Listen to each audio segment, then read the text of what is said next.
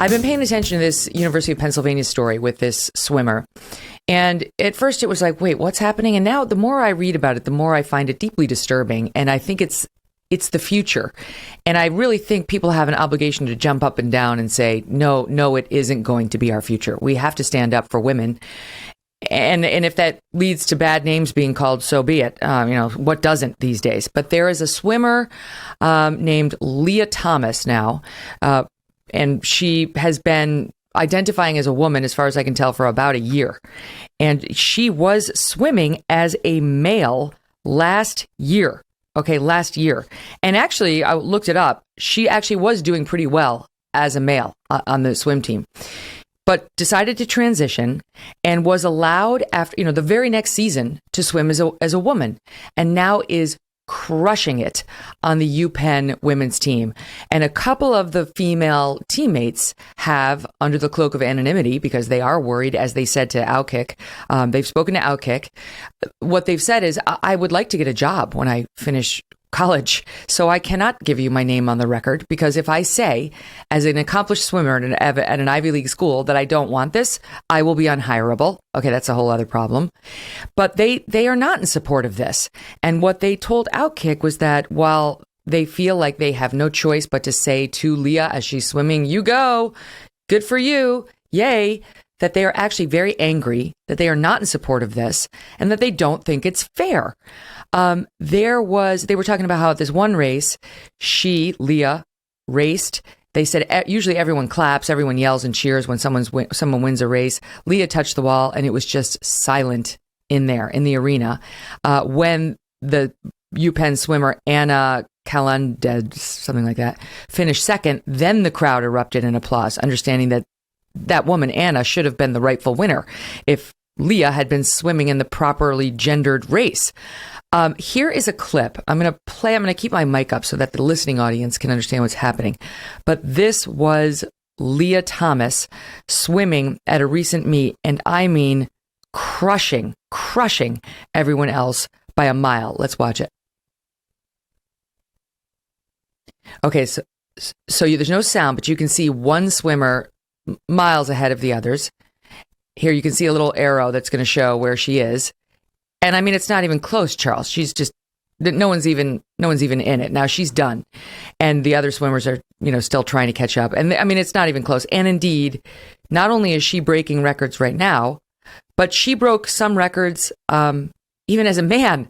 So you tell me whether these other women have any choice. They're saying she's gonna take over soon. Katie Ledecky's records, our top U.S. swimmers' records, and all of this is happening at the same time. The International Olympic Committee is saying we're changing our rule that would have required at least 1 year of testosterone suppression for all athletes who are transitioning. We're now going to leave it up to each individual sport, and I predict most of those sports are going to feel the same as these UPenn swimmers and say, I don't want to be the one to say that they can't do it. And basically, you can transition into women's sports just by declaring yourself a woman. You can be a gold medalist. You can get all the scholarships. You can get the prize money. And if any of these women speak up, they'll be labeled bigoted and lose jobs. To me, it's outright misogyny. Your thoughts? I'm happy to say it. I understand why they weren't. This person is an imposter. And funnily enough, I don't think that is a controversial view.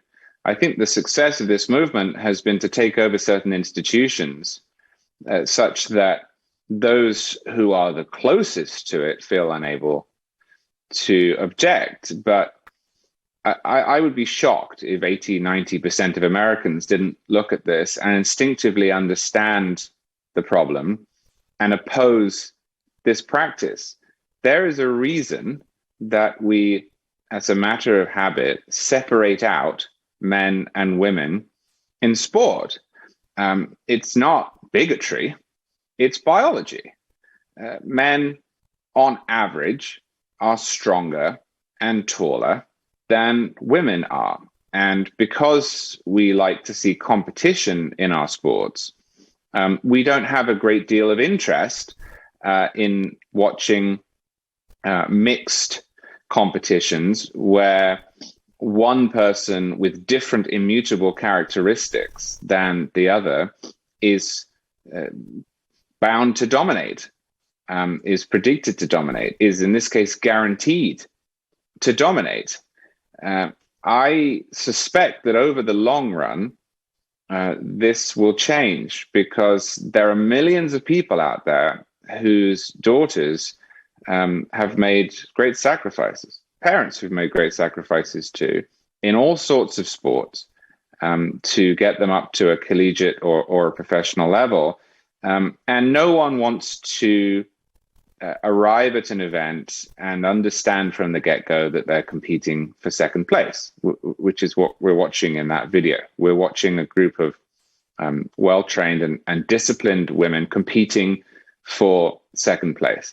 And I think there is a big difference between the initial claim of the transgender rights movement and the sort of radicalism that has led to this. The initial claim is some people, and put it however you want, believe they are or metaphysically are, I'm more in the believe camp, but that's a separate debate, of the opposite sex.